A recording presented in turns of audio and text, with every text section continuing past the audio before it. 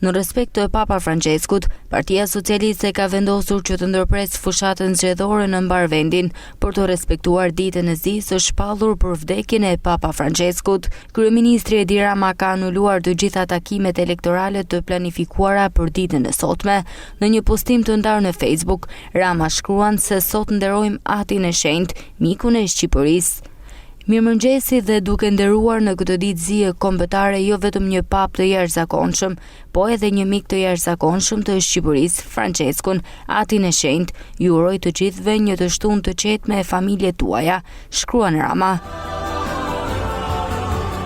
Ndërkohë, Sali Berisha deklaroi se do të vijojë takimet e tij elektorale, por duke respektuar disa rregulla të mortit. Kryedemokrati tha se aktivitetet elektorale të Partisë Demokratike do të nisin me 1 minutë heshtje dhe nuk do të ketë muzikë.